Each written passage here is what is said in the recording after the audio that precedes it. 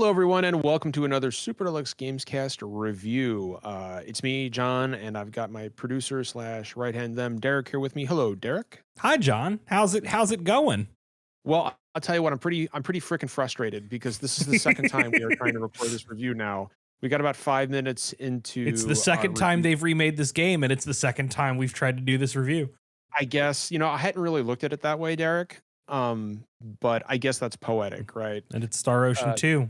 Two's all around. There's but two of us here. yeah, oh my God, shut up. Uh, We've had some technical anyway- difficulties tonight, folks. ugh. But we're gonna make it. We are here to Anyway. review Star Ocean: The Second Story R.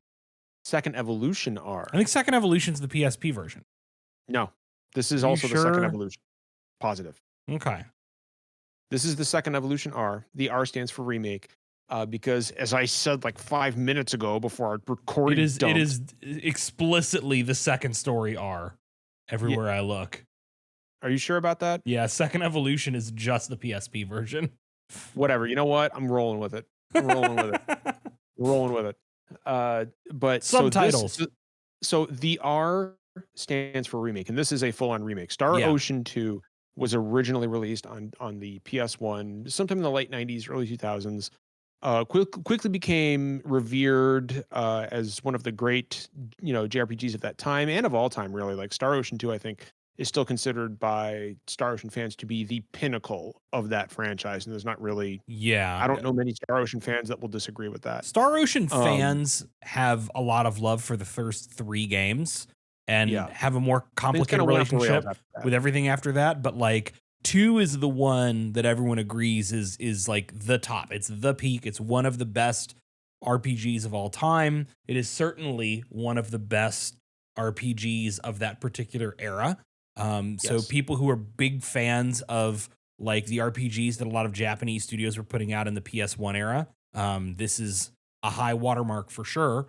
It did get a PSP remaster. That's Second Evolution in Okay. in the late 2000s, and as that's the one that I primarily I haven't played Second Story R. I played the first one and didn't beat it, and I played Second Evolution, which is just a rough remaster. They replaced all the artwork with very like Tales of style artwork. It was very like flat shaded of the time anime Oh, artwork. boy, was it. Yeah. But Second Story R is a complete ground up remake, correct? Excuse me. Yes. No. So whereas, for example, the backgrounds of, Second Story and Second Evolution were, those pre-rendered backgrounds that you see from like Final Fantasy 7 and 8 and other RPGs of that time, everything is 3D here. Everything. Now it's still a 2D. Let me explain. The So like character none of models the themselves- like the pre-rendered backgrounds, it's actual 3D environments all the way Yes. around now. Yeah, everything has depth and there's angles and the camera moves. Your characters are still those 2D sprites that you see in the first releases, but they've been redrawn and redone to just an absolute like a really, really polished degree. Overall, like I mean, this is not a remaster. Like this is a full-on visual remake. Now, and it's beautiful. It is probably the most beautiful example of a PS1 era RPG, or one of the most beautiful examples of an RPG remake. Period. Like I'm a real sucker for that HD 2D style, and this does. I mean, they did I think it was Gem Drops who did the remake. I think that's the name of the studio. Yeah. I'm sounding like an asshole if I'm wrong, but they did an absolute banger of a job on this, both visually and from an audio perspective as well. All the music has been redone and orchestrated, and it is beautiful. Me being kind of like the old school purist that I am, I thought, oh, I'll roll with it for a little while and I'll switch back to the original soundtrack. No, this is a feast for the ears. But what I will say is that the audio tracks have not been re-recorded and are reused from the PSP version, which is fine. It's not like they're bad; they're just of their time. Yeah. And Claude is really plucky, and stuff like that, right? Yeah. And right, yeah. So like it's That's not going to bad. actually be interesting to think of that paired up with 'Cause it's a dub that fit very well. So it is the same dub as the PSP version? Yes, Okay. 100%. To see that what's funny is I remember that dub working very well with that very flat, like flat shaded, like anime art style of portrait. It was again very Tales of. I can see that being a little bit interesting, like crossed with this gorgeous and much more like detailed and artistic style that they're going with for Second Story R. There is a slight adjustment period, especially since, the voice acting from, the PSP version was, let's face it, like, kinda hit or miss. It could be, yeah. Um, and of course, like, they're still screaming their attacks out, air slash, air slash, air slash whenever you use them in combat. But aside from that, it looks and sounds marvelous. And one thing I want to talk about is the are the character portraits, which have been completely redrawn and they're absolutely gorgeous. Oh, Square's art department knows what the hell's going on. Um, even games like Diofield Chronicle and Harvestella that have been made on a bit of a tighter budget, right? Like those games have had just stellar character artwork. Phenomenal, Like phenomenal.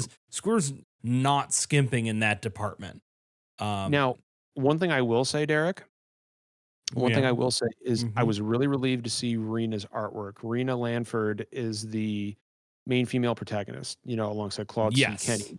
Um, and the artwork for her in the PSP remake was controversial, I remember the PSP version making her look much like a 12-year-old younger, year old. yeah, than I recall her like feeling like she was intended to be in the PS1 game.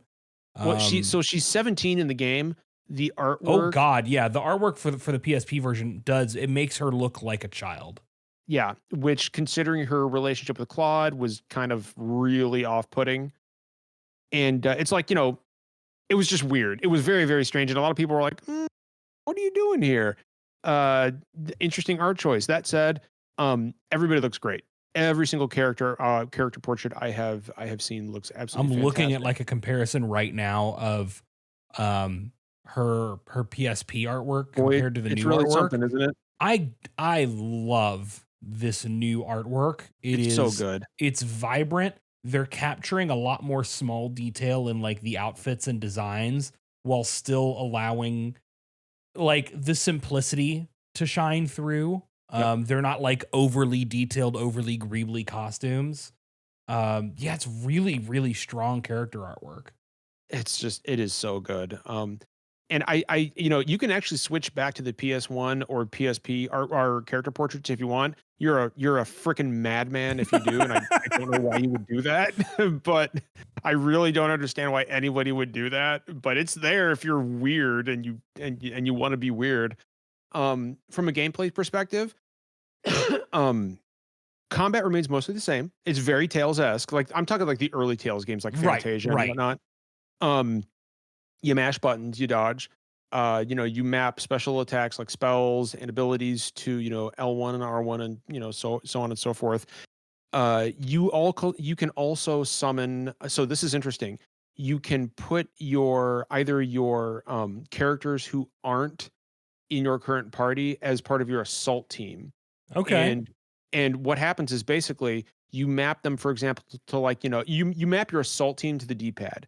So after you're able to use them, there's a little bar that fills up and you hit L or L, you hit left on the D-pad or whatnot, and whatever character you have mapped to whatever direction you press will come in, do a big attack and leave.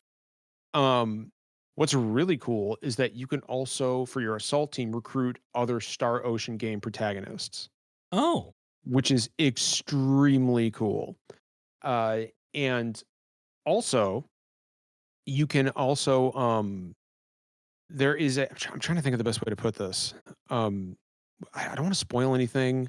Let's just say that when you talk about characters that you can recruit, there's going to be some surprises, and I'm not going to say here on Okay. the podcast what those Then yeah, are. don't say anything. So Yeah, but I am looking forward to people, discovering some of this stuff. But combat remains just as fun as ever. There's 3 different difficulties. There's Earth, Galaxy, and Universe. I find myself, and the one criticism I will have for the combat system, and it's a criticism I had for the first two iterations of the game, is that the difficulty can feel a little unbalanced at times. You'll be coasting through on the Galaxy, which is the your default normal difficulty. You'll be coasting through, and then you will get absolutely bitch slapped by a boss, just utterly ruined over and over, and so you've really got to adjust your strategy. I try to play on universe as much as I can, but I got to tell you, sometimes it's a little too much. So I'll put it back down to Galaxy. But the nice thing is you can switch difficulties back and forth. You don't need to, go to the main menu to do that or anything. It runs nice, Derek. You had asked me a little bit Yeah, earlier. so we got a review code Yeah. from Square Enix. You've been playing on Switch, Yes. and from what I'd heard, it's on PC, it's on Switch, it's on PlayStation. Yes. And it pretty much just runs flawlessly on everything, right? It does. Like if there was there is any platform I'd expect there to be any issues, it'd be Switch. And you said your experience has been none. No yeah. problems at all. Like there is a frame rate disparity. The Switch runs at 30 frames a second versus 60 on the other platforms. But you know me, I like to play games handheld, so it's not an issue. And besides, as well as the game runs, like I have not seen one single bit of slow. And Star Ocean on PS1 was a game notorious for slowdown during Yes. combat. You could hear the PS1 going stop every time you got into a battle in that game. Nothing like that here. Everything is smooth. I have not. I'm about maybe. And full disclosure, by the way, I have not finished the The remake. remake. I have played Star Ocean 2 numerous times, and I'm about 25 hours in. I'm past a pivotal moment in the story. If you know anything about what happens to the planet Expelled, then you Mm-hmm. know what I'm talking Mm-hmm. about. And I mean, nothing has changed story-wise. I feel confident This in is not dropping a a verdict meta on this. remake in the way a lot. This is Right. a straightforward remake. This is Story-wise, nothing has changed, and I don't yeah. expect it to. Mechanically, like combat, very little has changed. But everything feels faster and tighter. Yeah. And you can have a lot of fun with your assault team, which I Right, think is a right. really, really, really, really cool thing. Um, you know, story wise, I mean, it's Star Ocean, right? Like it's a PS1 era JRPG, right? Like it's, a couple of young heroes band together and, kill God. I mean, that's Yeah, essentially what it is. that's And, if you're not here for that, what are you doing? Like, right. Like, I mean, and, it's a PS1 era RPG. Like, I don't know what else you're expecting. yeah. But it works. But a good It version works. of that, you know? Yeah, absolutely. Play the hits. This is a game.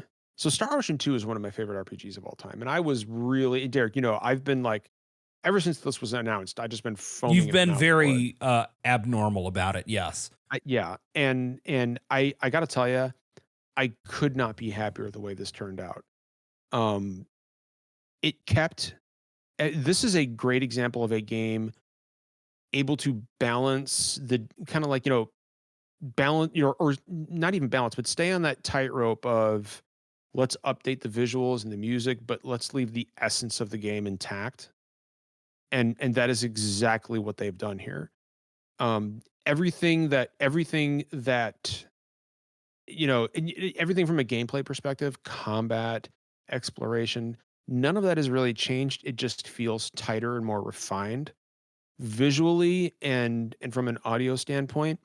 It is such a massive upgrade that I cannot imagine ever going back to the original versions. Just like ever. Like Final Fantasy VII Remake will not preclude me from playing Final Fantasy VII PS1 every now and then, right?